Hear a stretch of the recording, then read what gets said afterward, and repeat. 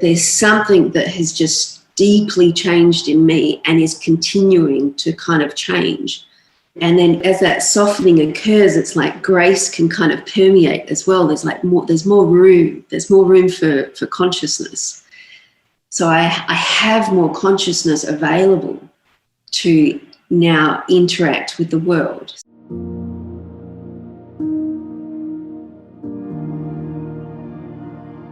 Hi, Stormie. It's really good to be with you. Good to see you again. Yeah. This is like my favorite topic. So I'm really happy to be here with you and to be talking on it.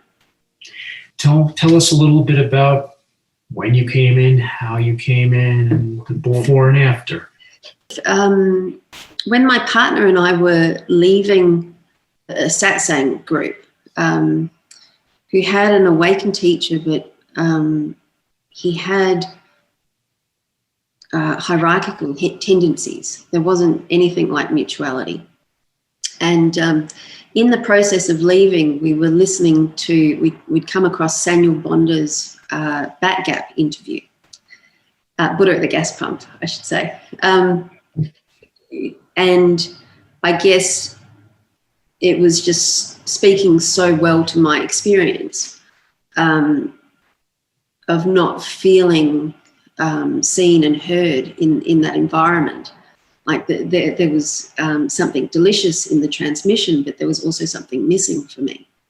And I remember a few times in those other traditions thinking, if this is enlightenment, I don't know that I want it.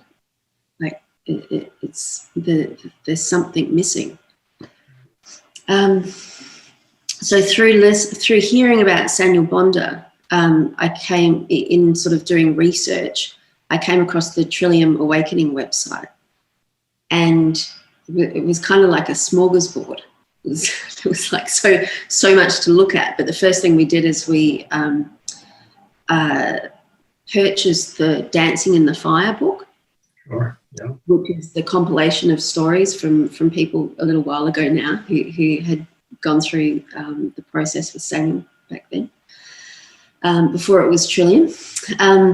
And I think I lay on the couch reading this book. I couldn't put it down. And I think it took me like 3 hours to get through the introductory chapter because I kept crying and in recognition when there was discussion about the core wound and this feeling that people have of there being something wrong, and then translating that into there's something wrong with me.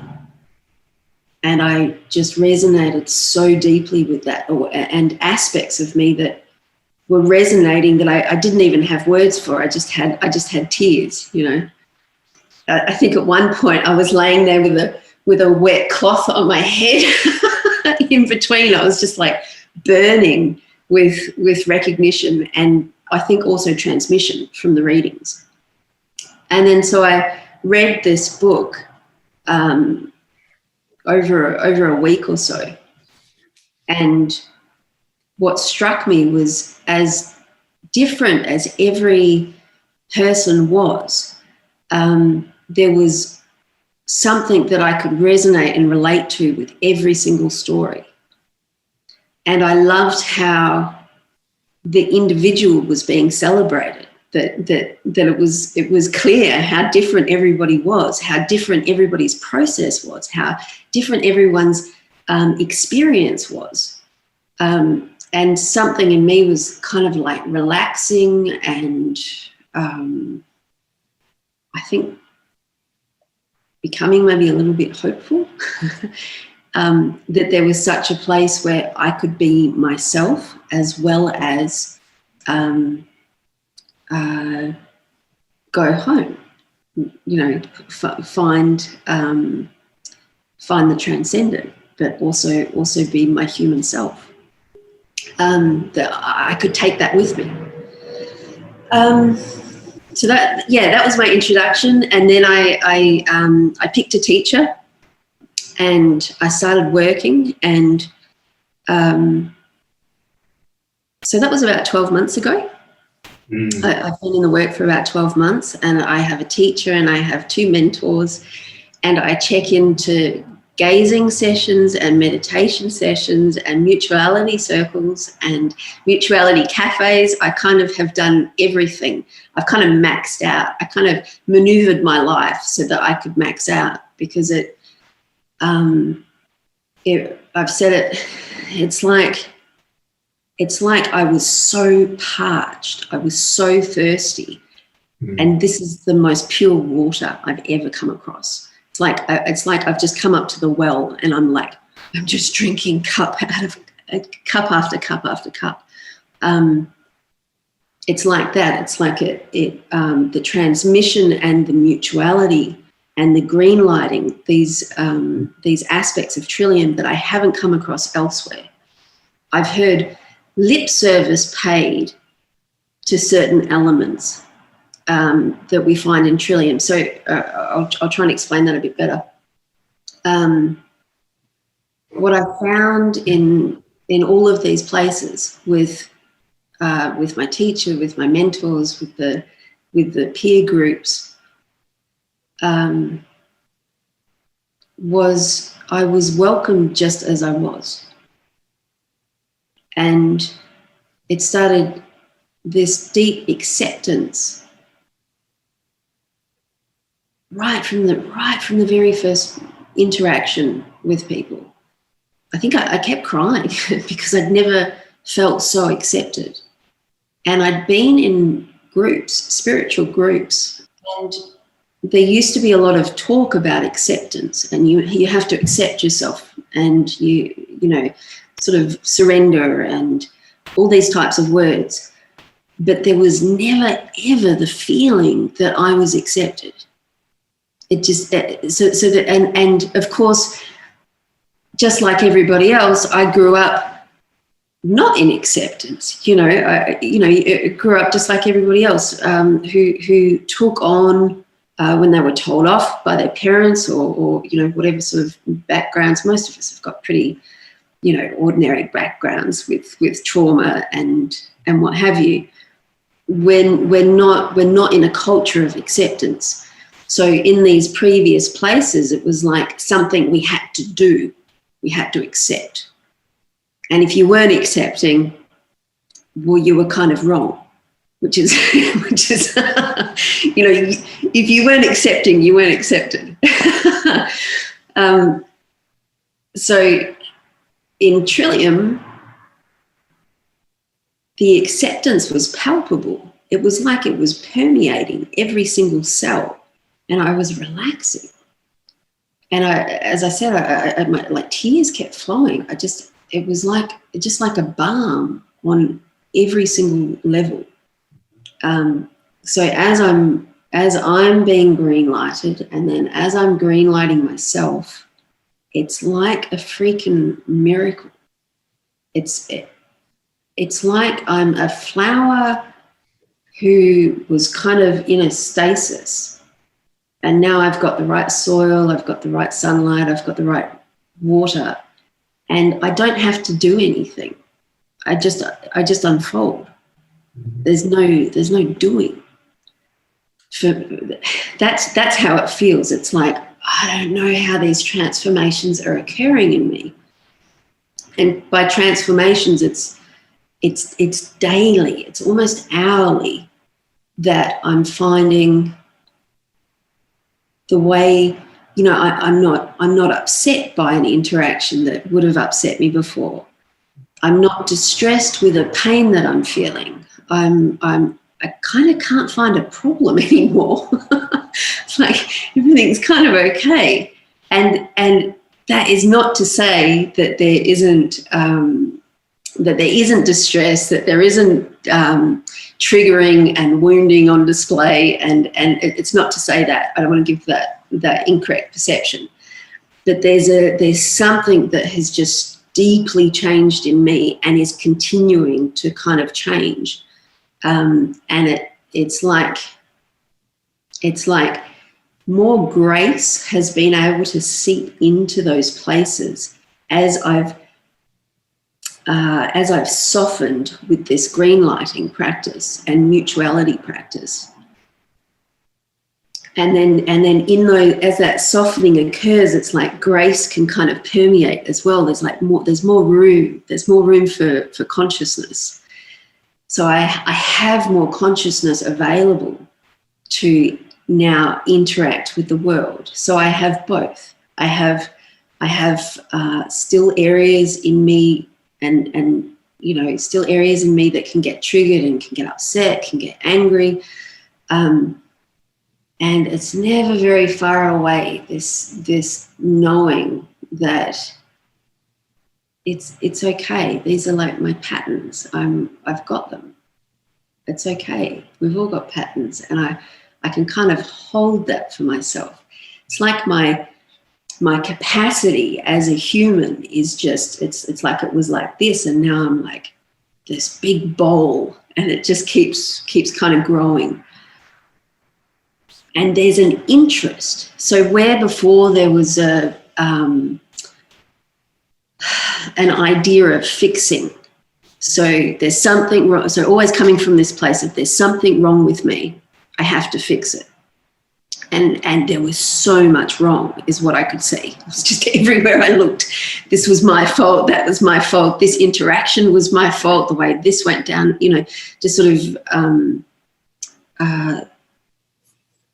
so much fault finding and so much pain involved in that fault finding. So much sort of twisting and contracting. And now, instead of trying to fix myself, it's more like I'm able to take a genuine, compassionate interest in what's here for me, what's here for the other person. So again, in these other traditions that I was involved in, everyone was expected to be compassionate, but it was almost like something that we overlaid. It was something that we did. Again, it was something it was doing. It was something that we did. And now I don't have to do anything. It's there. It's like my heart is just opens, and it just opens more. And it surprises me. I have this spontaneous love for, for the person who's just served me at the counter. And I'm not doing that. It's not an idea. It's just because in this beautiful Trillium space, I've been allowed. It's been okay to be myself, and the it's like magic dust. It just allows me to unfold. Wow. And I can see this in the teachers in Trillium who have had their awakened experience for, have been established in consciousness for a very, very long time. And still they have this humility and this curiosity and this endless ability to explore their experience. And so they keep growing and they keep growing in front of you. And it's not a secret process where they have to sort of maintain their position as being flawless or what have you. They're human and they're divine. And they're just divine. That is one of the most wonderful things that I've discovered, is that there's not a pinnacle to reach. It's it's all beautiful. And you get to spiral kind of deeper and deeper and deeper. So you have a topic of exploration in yourself, like a behavior or let's say a behavior. And you think you understand it, and then whoa, all of a sudden you've dropped and you're deeper. And so you get to explore it again from that place.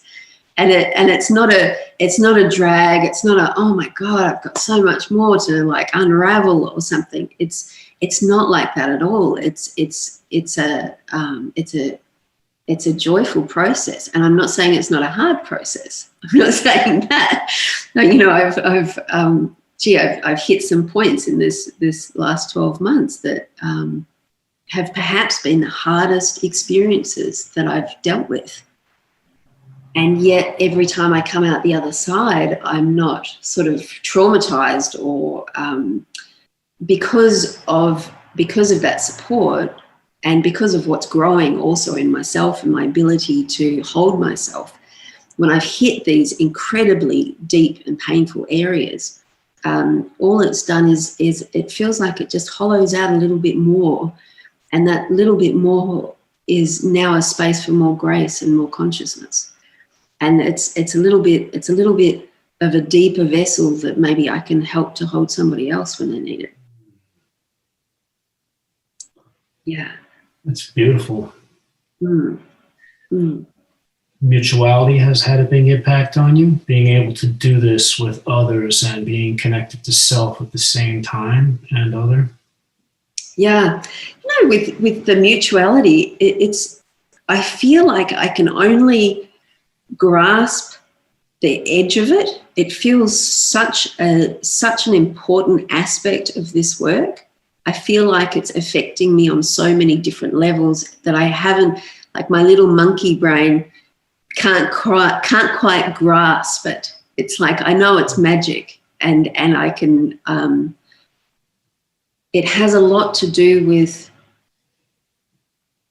being seen and being heard, and the practice of gazing that we do in Mutuality as well is very, very powerful. Just it's like, again, it's just being, I've been in a desert. I'm 42. I've been in a desert for 41 years.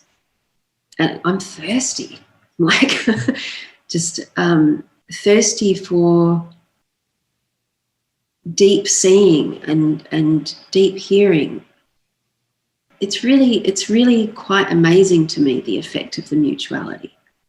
It's really, and I've also seen the effect that it has when I've kind of naturally imbibed that, and then I'm out in the world, and I can see the effect that it has when I share that with somebody else, when maybe they're hurting themselves with sort of self-criticism or they're in a dark space, and I can say to them, like, yeah, I really hear you. I really see you there, and it's okay. Like, you're okay. And I can see that drop, that beginning to relax.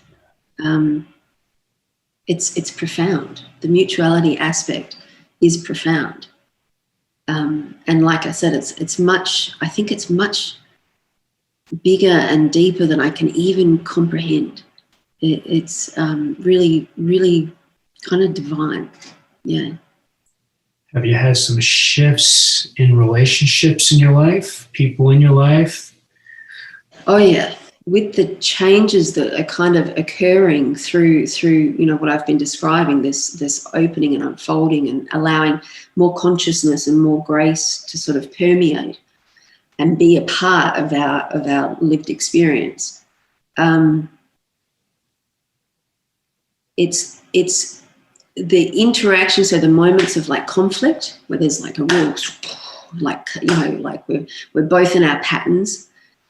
There's moments where I'm not in my pattern. I can kind of step out of it, and I can sort of maintain my clarity. But even in those moments where I can't, and it gets really whoa, like this happened quite recently. Actually, it's quite fresh. Like I can use this example from the weekend prior. It was very, very distressing and disturbing for both of us. And we sort of had to retreat to our own corners for a number of days, actually, to kind of integrate what had happened and how do we deal with this. And I got this glimpse of the possibility of not just awakening into consciousness myself and for him to awaken into consciousness himself, but there's this entity that is its own thing, that is this relationship, and the possibility for that to awaken. Well, it sounds like you are on a wonderful path, and Trillium has had a profound impact on your life up until this point, the past year or so. Yeah. Wonderful to listen to you and where you've been and what's happening. Is there anything else that you'd like to leave us with? Yeah, I'll leave you with, if this is okay, I'll read this piece of writing that I wrote after doing a gazing session in Trillium. Okay, so I'm marveling at what we are, what I find myself to be, the human creature and the divine unbounded consciousness, and bridging the two. Gazing, such an adventure, diving in and feeling the urge to open more and more. Every gaze unique. One was a waterfall inviting me to drop into the flow. Then I was the power and the abundance of the water. And now I'm blooming so strongly with flowers and love. The divine feminine presenting all her power and glory, her everything manifest. I was she offering herself to the gaze. Such joy gazing. I could feel it bubbling up. I didn't know what would happen if I didn't contain it, but it is like sweet honey ecstasy to hold. And another, the absolute, the vastness, the everything, the call to dive deeper into the pool of consciousness, to know myself as all that. Sometimes I was the other and everything else, all merged. And what I was seeing was a reflection of me. And when we finished, I sat outside and Coco the dog reveled in my sensitivity as I stroked her and sang the magpie song to her, as I released her contracted places, knowing my ability to release in myself and others with the joy in my heart. All my contractions were now something to marvel over, just the wonder of being here at all, being everything, and also being right here as a point in creation. The neighbour's dog barked, but I was a bed of silence, and now I had this marvellous ripple upon it. I really did try to wonder how much was some sort of mental projection, and I just couldn't develop any problem. Haha. No problem. Just an exquisite and wondrous interplay of the divine and the finite. Stormie, that was beautiful. That was powerful. Thank you. Thank you so much. Thank you. Yeah, it made me, when I read that out to you, there is one more thing that I want to say. That before Trillium, I would say that in my life I'd had a lot of suffering, and there was depression played a very large part of it. And recently I met with a friend, and she said, and I hadn't seen her for 12 months, and she said, you've changed, you're so light. Like you were really almost dark and heavy before, it was her reflection to me. And I knew exactly what she talked about. I'd had that reflection before. And I have so much joy and so much laughter and so much lightness.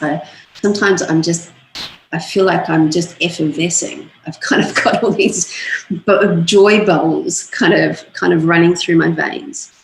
I couldn't have imagined this experience. I couldn't have dreamt it up. It did not seem to me that I would ever have a life that could have so much kind of joy and sweetness in it. And this is like my very last thing, is this word sweetness. It's like it wasn't even really in my vocabulary, except maybe to talk about a chocolate bar or something. And now it's my experience. It's so sweet.